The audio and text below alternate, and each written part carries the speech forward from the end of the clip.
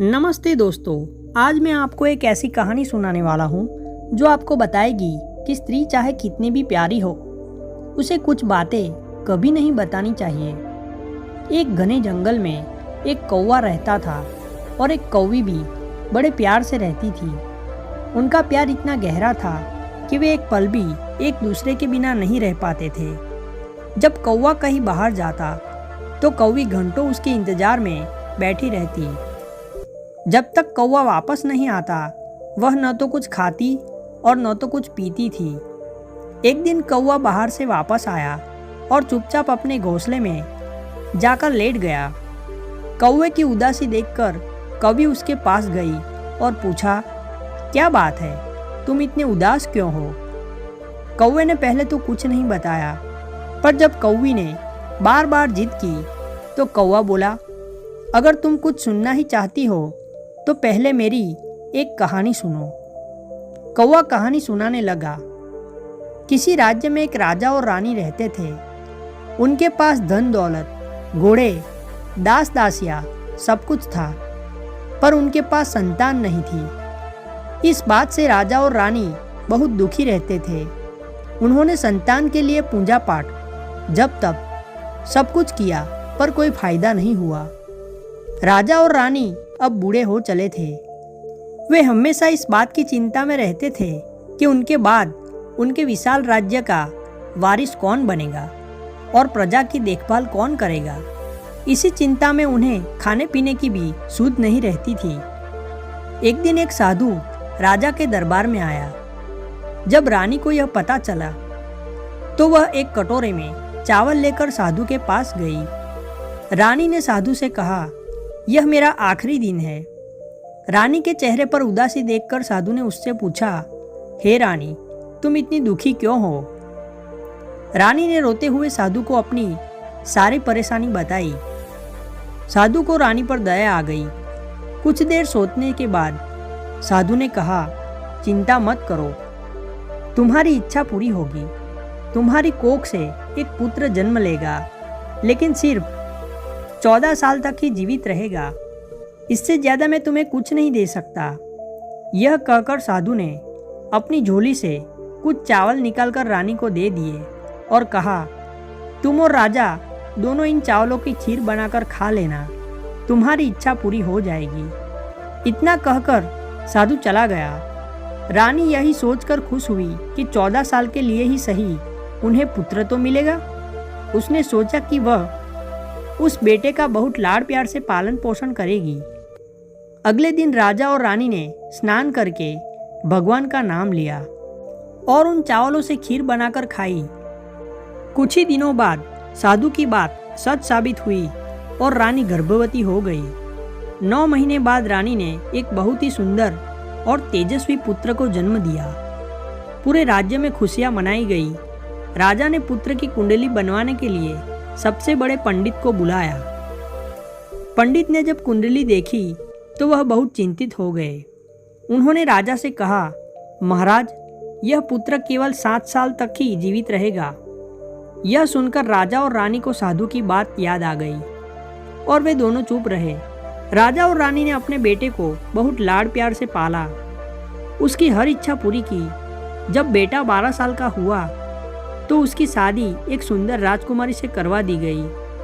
2-3 साल बाद जब वह 14 साल का हुआ तो एक दिन उसने अपने पिता से कहा, पिताजी, मैं अपना राज्य घूमकर देखना चाहता हूँ। बेटे की यह बात सुनकर राजा बहुत परेशान हो गए, क्योंकि उन्हें याद था कि साधु ने कहा था कि बेटा 14 साल तक ही उनके साथ रहेगा। अब वह अनहोनी का समय पास आ रहा था, लेकिन राजा ने अपने चेहरे पर मुस्कान लाकर कहा, हाँ बेटे, तुम्हें अपना राज्य जरूर घूमना चाहिए, पर एक बात का ध्यान रखना, तुम कहाँ जा रहे हो और क्या कर रहे हो, यह बात अपनी पत्नी को कभी मत बताना। राजकुमार ने अपने पिता की बात मान ली। इसके बाद राजकुमार दिन भर अपनी पत्नी के साथ रहता और रात 12 बजे चुपचाप महल से बाहर चला जाता। सुबह होने से पहले वह वापस आकर सो जाता। ऐसा कई दिनों तक चलता रहा। कुछ दिनों बाद राजकुमार की पत्नी को शक होने लगा। एक रात वह जाग रही थी तो उसने देखा कि उसका पति बिस्तर पर नहीं है। उसने महल में सब जगह खोजा लेकिन वह कहीं नहीं मिला। रानी बहुत दुखी और परेशान रहने लगी। वह सोचती कि उसका पति रात को कहाँ जाता है, किससे मिलता है। इसी चिंता में उसने खाना पीना छोड़ दिया और वह बहुत कमज़ोर हो गई। एक दिन महल में फूल बेचने वाली एक बुढ़िया ने रानी की हालत देखी और उसे एक उपाय बताया। बुढ़िया ने कहा, बेटी, आज रात तुम अपनी उंगली में एक घाव बना लेना और फिर उस पर मिर्च और नमक लगाकर रात में अपने पति का रास्ता रोककर उससे पूछना कि वह कहाँ जाता है।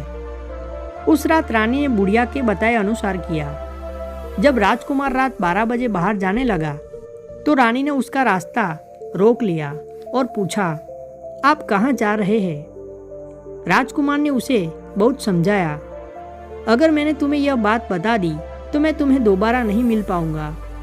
लेकिन रानी नहीं मानी और अपनी बात पर अड़ी रही। राजकुमार ने कुछ सिद्धत चावल अपनी पत्नी को दिए और कहा, इन चावलों को अपनी मुट्ठी में लेकर पहले दाएं हाथ वाले चावल मेरे ऊपर फेंकना तो तुम्हें पता चल जाएगा कि मैं कौन हूँ। फिर बाएं हाथ वाले चावल फेंकना तो मैं वापस आ जाऊँगा।